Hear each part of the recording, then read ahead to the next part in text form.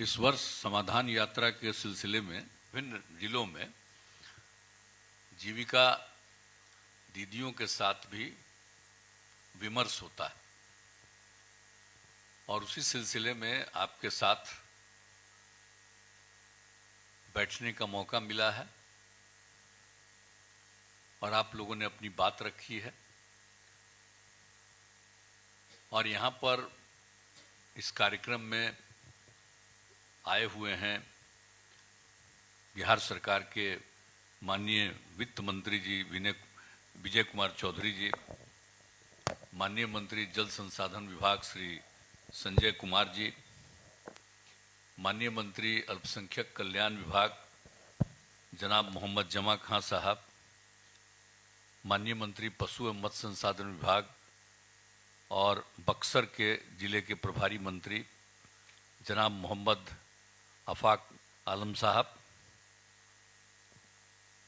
मुख्यमंत्री के प्रधान सचिव श्री दीपक कुमार जी, अपर मुख्य सचिव वित्त विभाग श्री एस सिद्धार्थ जी, कुमार रवि जी जो पटना प्रमंडल के आयुक्त हैं और भवन निर्माण विभाग के सचिव हैं, राहुल कुमार जी मुख्य कार्यपालक पदाधिकारी जीविका, बक्सर के जिलाधिकारी श्री अमन समीर जी और बक्सर के पुलिस अधीक्षक श्री मनीष कुमार जी, और जो जीविका दीदियों ने आप लोगों ने जो अपनी बात रखी, श्रीमती माया देवी जी, रेहाना खातून जी, तेतरी देवी जी, वंदना कुमारी जी, मीना देवी जी, गीता कुमारी जी, मैं सबसे पहले इस कार्यक्रम में आप सब लोगों ने अपनी बात रखी, इसके लिए मैं आप सब लोगों को धन्यवाद देता हूं। और आप लोगों ने जो स्वयं सहायता समूह से अपने को जोड़ा, जीविका दीदियां बनी और जो कुछ भी आपका अनुभव हुआ उसके बारे में आपने जानकारी दी, मुझे ये जान करके खुशी होती है। आप तो ये जानते ही हैं कि हम जब भी कहीं निकलते हैं तो जीविका दीदियों के साथ हम जरूर बातचीत करना चाहते हैं, उनकी बात हम जानना चाहते हैं, कहाँ क्या हुआ। तो ये सब तो आप लोगों को मालूम ही होगा कि आखिरकार जो स्वयं सहायता समूह, अब उसकी संख्या हमारे राज्य में बहुत कम थी। जब मुझको काम करने का मौका मिला 2005 में, उसके बाद ही मुझको लगा कि भाई इतना कम संख्या है, इस संख्या को बढ़ाना है, आखिर क्या कारण है कि क्यों। तो इसको लेकर के हमने इसका शुरू कर दिया और अनेक जगहों पर जो स्वयं सहायता समूह से जुड़ी हुई थी महिलाएं, उनसे बातचीत भी किया। हमने देखा कि भाई पहले से भी जो कुछ थोड़ा बहुत काम कर रही हैं वो ठीक है, लेकिन हम तो चाहते हैं कि स्वयं सहायता समूह का विस्तार हो और ज़्यादा काम कर सकें। और ये सब सोच करके फिर हम लोगों ने उसी में निर्णय लिया कि हम बड़े पैमाने पर स्वयं सहायता समूह को बढ़ाएंगे और हमने लक्ष्य रखा कि हम कम से कम स्वयं सहायता समूह की संख्या 10 लाख करेंगे। और उसी समय हम लोगों ने तय किया जो स्वयं सहायता समूह से जुड़ी हुई दीदियां, उनका नामकरण हमने कह दिया जीविका दीदी। अब ये काम जो यहाँ शुरू किया हमने तो बढ़ने लगी महिलाएं जगह जगह पर, और हमने सब जगह कहा कि भाई इसको जुड़िए। यहाँ तक कि आप लोगों में से बहुत लोगों को हमने, जीविका दीदियों को मौका दिया, दूसरे राज्यों में भी जा करके लोगों को ट्रेनिंग देने के लिए चली जाती थी। ये सब बहुत अच्छा माहौल बना। और जब ये माहौल बना तो उस समय की जो केंद्र सरकार थी, आज वाली केंद्र सरकार नहीं उस समय की, तो उन लोगों ने फिर भेजा और उनके जो मंत्री थे वो भी आ गए यहाँ और आकर के हमसे बात किया कि भाई ये तो अच्छा काम हो रहा था। हमने कहा कि हाँ, हमारे यहाँ तो स्वयं सहायता समूह में कमी थी, इसको बढ़ा रहे हैं और अब हमने जीविका दीदियाँ कहा है। अब उसके बाद वो देखे और घूमे तो उनको बड़ा अच्छा लगा, कहा कि बहुत अच्छा काम किया। और फिर उन्होंने, तो पूरे देश में स्वयं सहायता समूह था ही, तो उन लोगों ने पूरे देश के लिए स्वयं सहायता समूह को सहायता देना के बारे में सोचा और उसका नामकरण कर दिया आजीविका। अब बिहार की जो जीविका थी और देश भर में नाम किया आजीविका, मतलब कि बिहार की जीविका देश भर में आ जाए। आजीविका का मतलब क्या है, याद रखिएगा, इसलिए अपना जीविका भूलिएगा मत। देश भर में आजीविका हो गया। अब नए नए लोग कई तरह की बात करते रहेंगे कि आजीविका है, आजीविका है। अरे आजीविका जीविका हुआ तब नामकरण आजीविका हुआ। तो उसके बाद और संख्या तो हमने तो तय किया था कि 10 लाख हमारा स्वयं सहायता समूह, अब संख्या 10 लाख से भी ज्यादा हो गया। और जीविका दीदियों की संख्या 1,30,00,000 से ज्यादा है।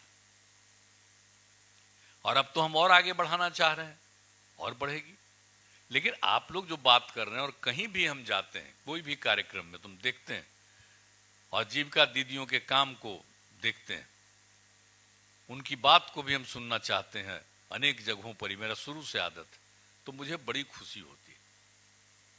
और वैसी स्थिति में इसलिए ही हम लोगों ने पहले से आप लोगों के लिए और जीविका दीदियों को आगे बढ़ाने के लिए और उनके विकास के लिए काम किया, काम करना हम लोगों ने शुरू किया।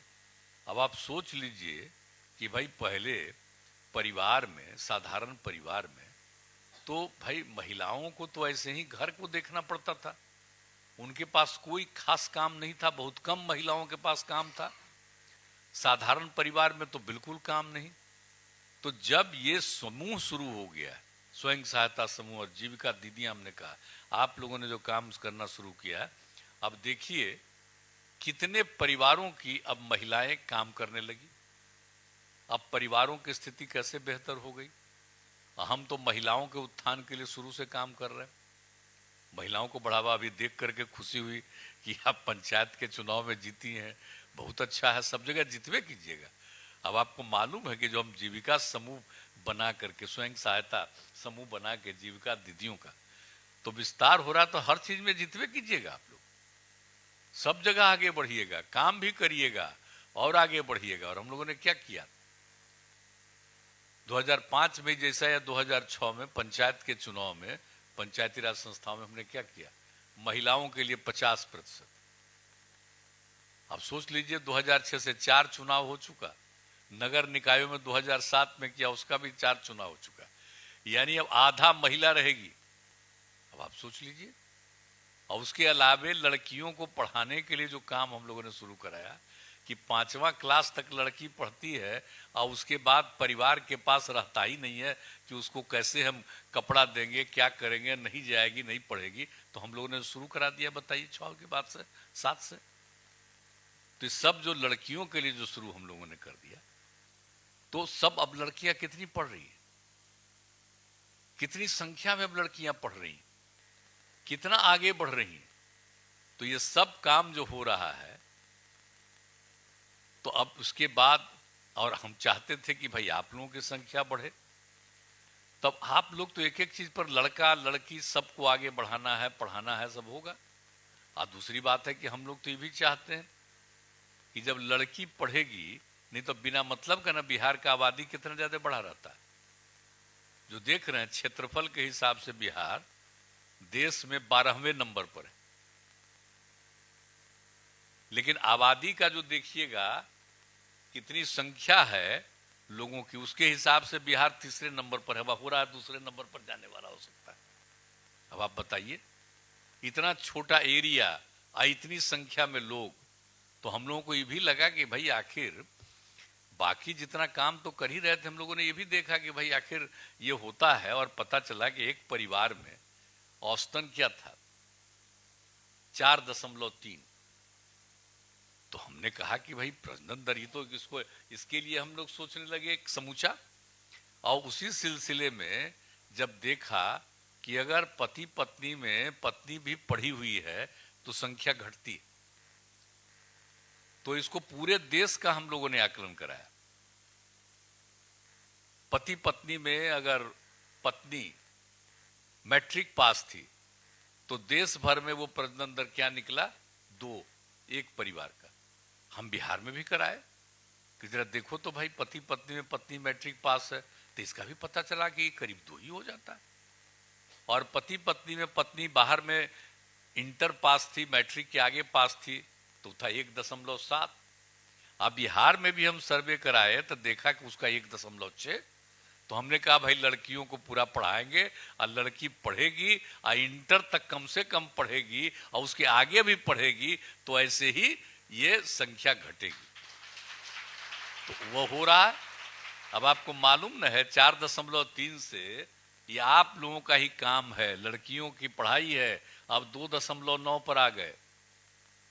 तो इस तरह से आगे भी धीरे धीरे अब नियंत्रित हो जाएगी संख्या। अभी लगेगा करीब करीब 18-20 साल के अंदर अब जो संख्या बढ़ रही है उसके बाद स्थिर हो जाएगा और फिर बहुत अच्छे ढंग से पूरा का पूरा माहौल होगा।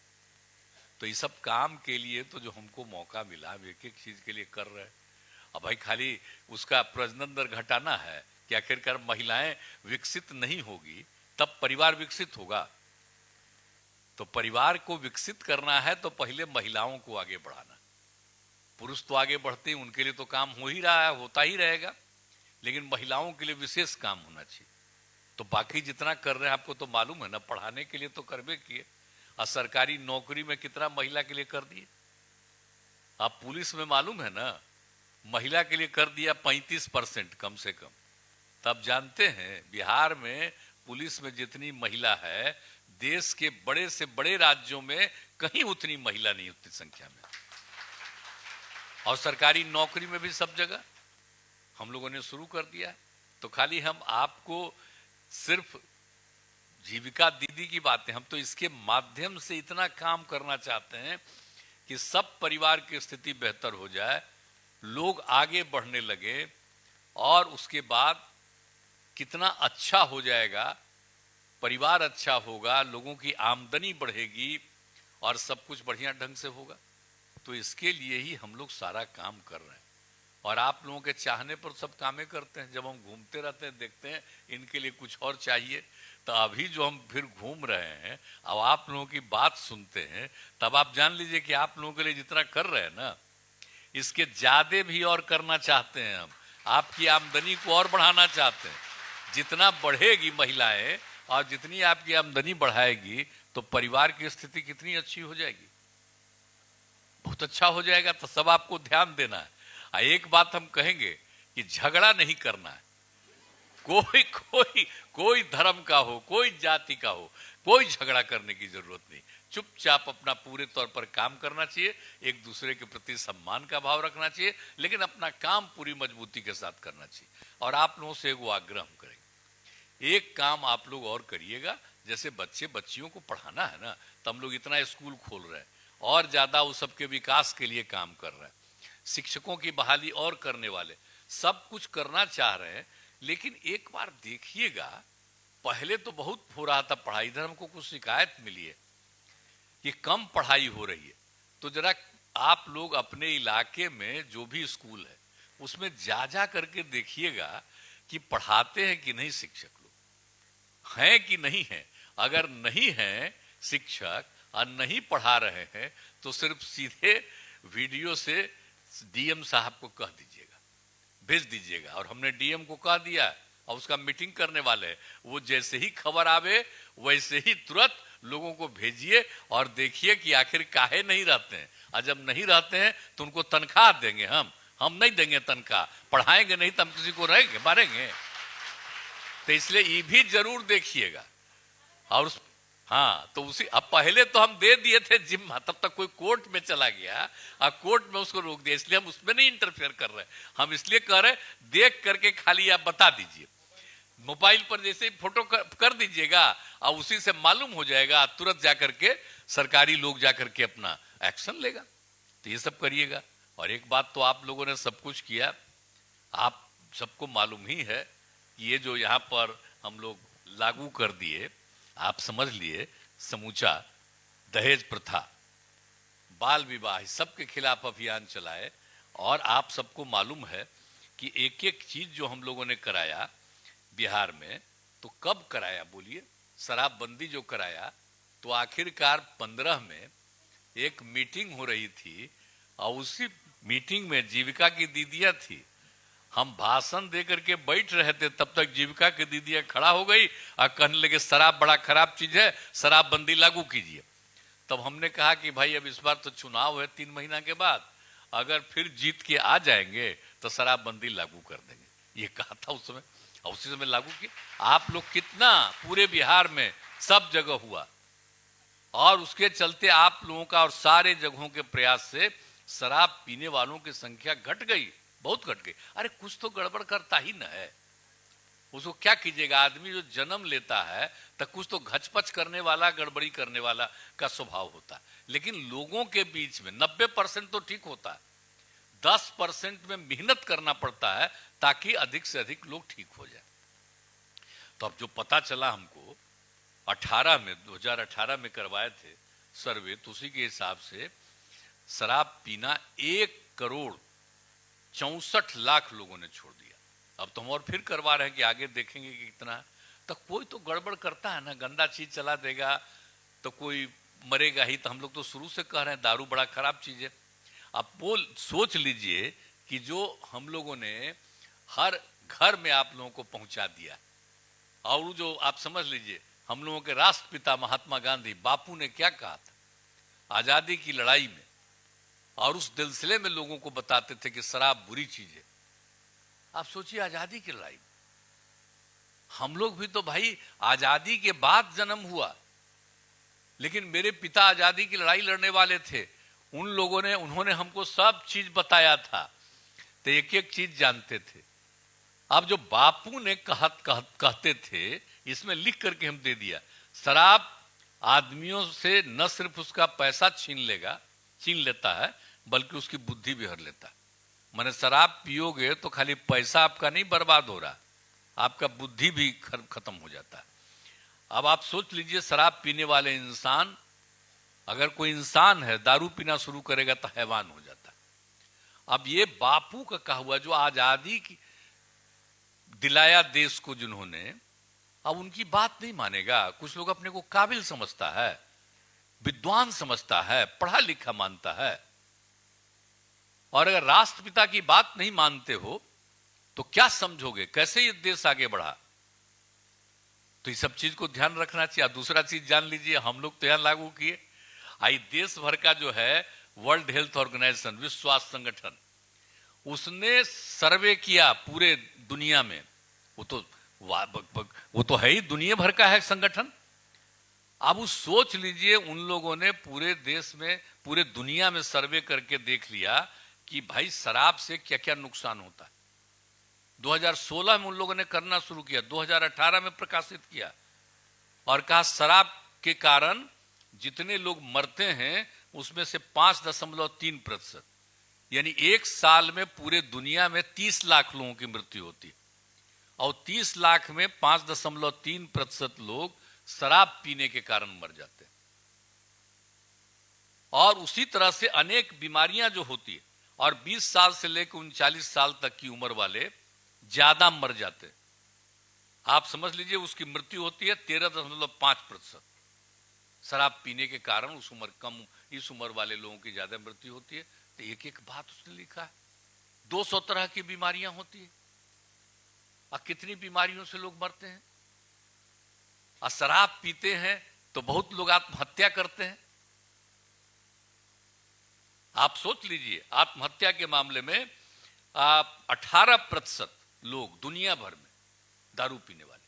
और दूसरी बात है, कोई गाड़ी चलाता है और शराब पी करके गाड़ियां चलाने लगता है, तो आप जानते हैं ना कितना एक्सीडेंट होता है शराब पीने के कारण।